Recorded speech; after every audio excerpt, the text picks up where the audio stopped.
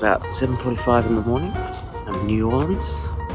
I'm about to go and catch, well, I think it's actually a bus today. I don't think the ferry's running at the moment, unfortunately.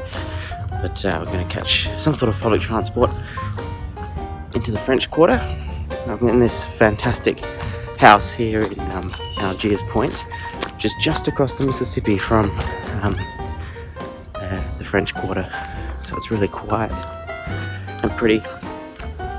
And there's only a field between my house and the Mississippi. I can hear the riverboats going past at night, tooting their horns. Some pretty spectacular views of downtown New Orleans over there. One of the things they do to try and stop flooding for the Mississippi is they built these levees, which are big mounds of dirt. And the levee here near my place has got a bike track and a walking track along the top of it.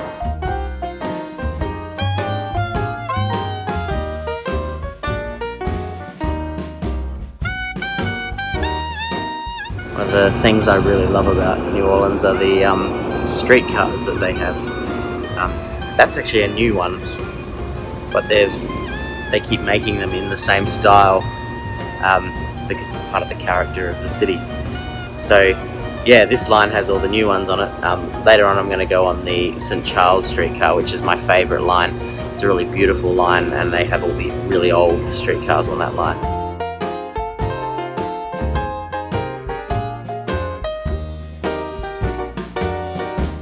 So I'm about to go to the Café du Monde, which is for me where it all started really. So when I was doing my business course, the model business that I was using for my assignments was a beignet cafe similar to the Café du Monde. The idea's evolved a little since then to include pies and other things, but beignet is where it started because I love them so much. So pretty excited about going here. Sometimes you have to line up to wait to get a seat, but hopefully this time morning should be okay. So I'm down in the French Quarter, French Market to be precise. Right where it all happens. You'll probably hear the music. There's often music playing outside the Café du Monde. It's part of the atmosphere. So, very exciting.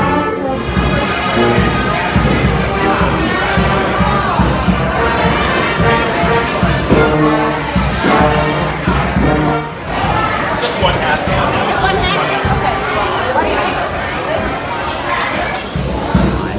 Beignet here, piled high without sugar. The cafe au lait, which is sugary. I've been waiting for.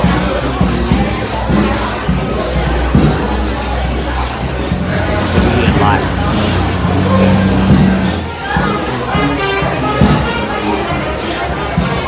I really like cafe au lait. Sugary offsets the coffee a little bit.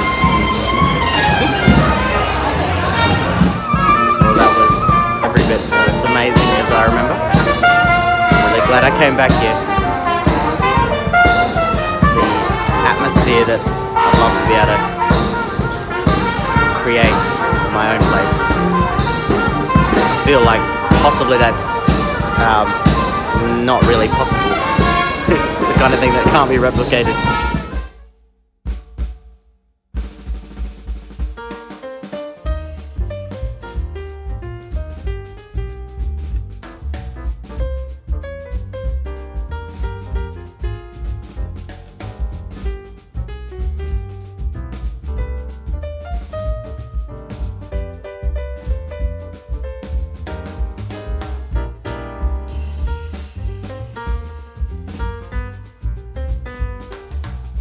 I love wandering around New Orleans and looking at all the beautiful buildings, these narrow streets, and just the history and the architecture is amazing.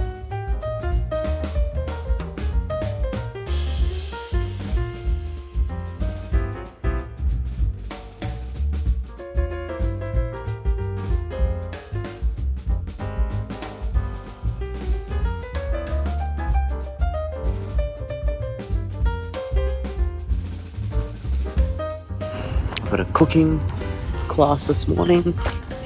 I'm excited. In that bowl is a little bit of sauteed vegetable. That's going to be our cooling agent. That's how we're going to stop this root from overcooking. If you're doing this in one pot, you might want to make gumbo in one pot. I'm like that. I ate 30 and 16 pots. Start to ruin the bottom of the pot. Don't saute nothing. Okay? And then what you do is you throw all your vegetables in. You're ready to cool. Now, if you're in a rush and you need to make gumbo quickly, then you need to saute things. Saute things.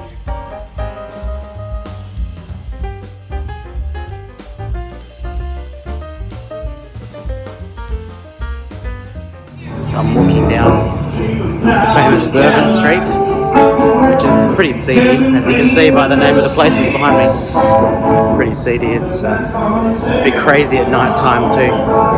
Nice time over here, guys.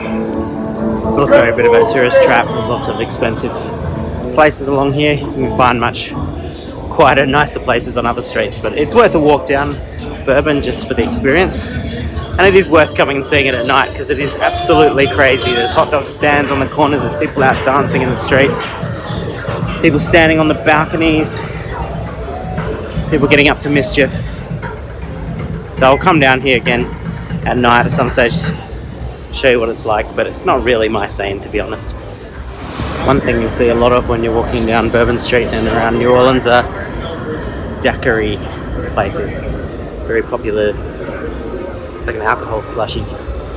Very popular around here, and I'm not surprised. It's pretty hot and sweaty, so the idea of something a bit refreshing and cold is nice. Apparently part of the tour I'm doing tonight, we get to try some genuine New Orleans cocktails, so I might leave my alcohol consumption until then.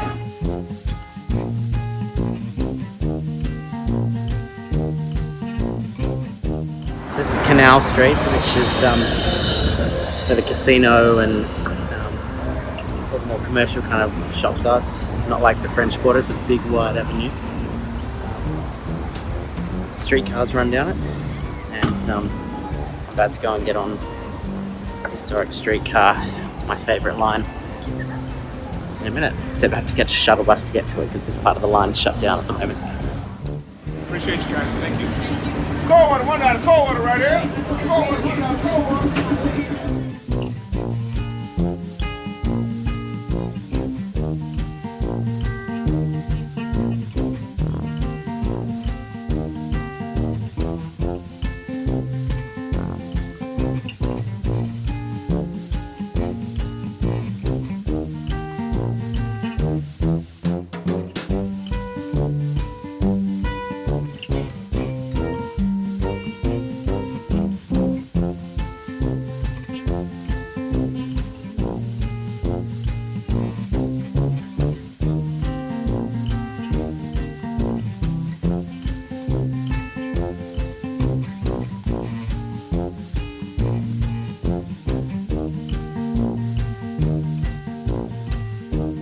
Walking through the Garden District is a great thing to do on a day like today. It's stinking hot because of all these beautiful trees.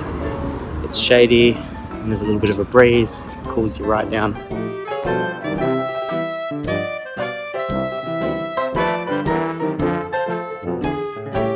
Houses in this part of town are very grand and very well kept. And we've got amazing gardens and amazing wrought iron fences. It's lovely walking around this part of town.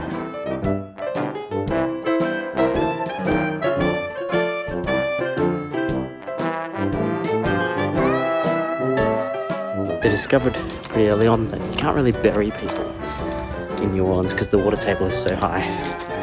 It doesn't do very well for a dead body to be buried here, so they build these tomb things above ground so that they can store the bodies and they'll keep dry. Anyway, it means that the cemeteries have a very unique and kind of spooky quality to them, especially with all the mythology and stuff that surrounds this area and the people here. So I'm going to go and have a look in this cemetery. Lafayette Cemetery number 1. You probably recognise it from films and TV shows and things. They apparently use this one a lot for filming. It's very atmospheric. One thing that's very interesting about New Orleans is that the sidewalks, the pavement on the road is not looked after very well, so you can really watch your step when you're driving along. It's very bumpy. Potholes and the road broken and all that sort of thing. Now I think it's possibly a number of reasons. I think Louisiana's a fairly poor state. They probably don't have heaps of money for public works. Also they have flooding and heavy rains, cyclones, hurricanes, that sort of thing.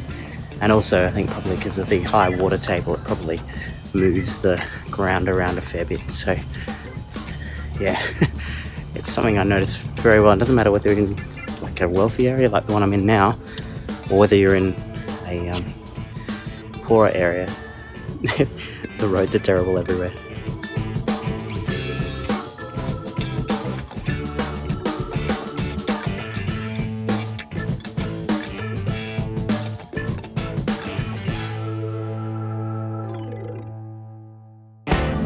I'm at Guy's Po' Boys in just near the Garden District in New Orleans, and I'm here to have a po' boy, which is short for poor boy. And I believe it's a type of sandwich that was developed when the streetcar workers went on strike at one stage, and they've spread all over the city and the region, so I'm looking forward to trying them.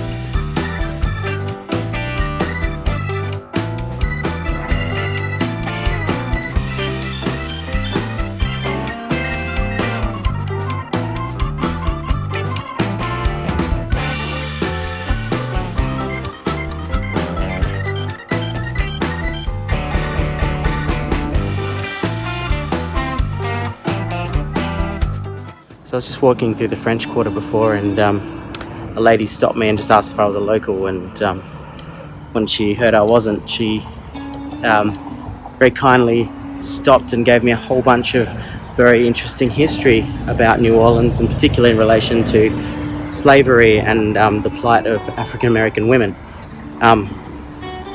And you know, she told me a lot about the about some of the figures that made a huge difference to African American lives and women's lives in the city.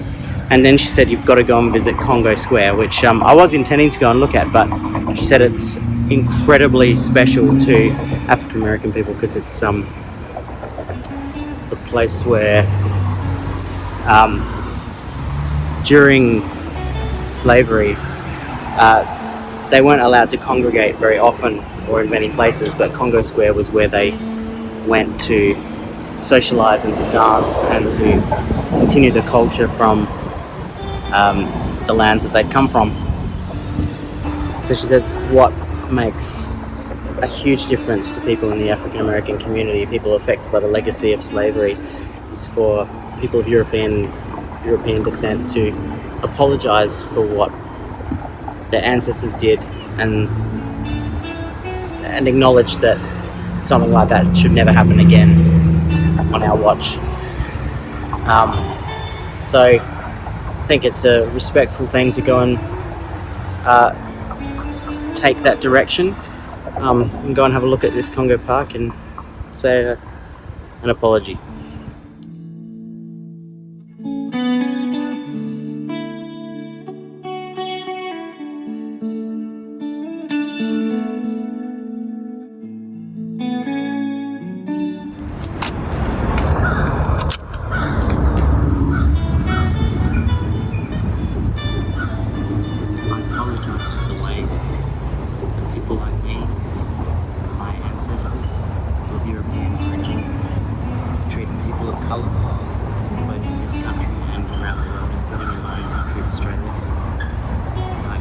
the despicable nature of the way that people of colour have been treated as less than human.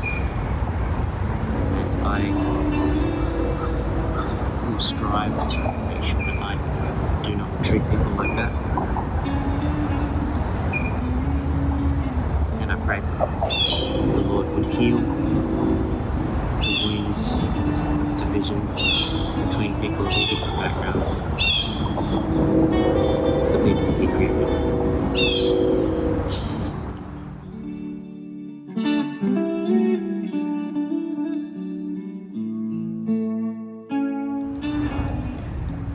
It's interesting, I have always supported the idea of, governments apologising for wrongdoing and the acknowledgement of the custodianship of the land to the native peoples in Australia and things like that. I've never actually apologised directly. It's a very sobering thing to do. And the lady I was talking to, you could see how much healing power an apology has. She asked me to send her the video of me apologising. I see trees of green and clouds of white, and the man himself, Louis Armstrong. This is Louis Armstrong Park, right next to Congo Square. It's quite a funky park, a nice pond and some bridges and things. Quite pleasant at this time of the day with all the shady trees. The sun's going down and it's starting to cool down a bit.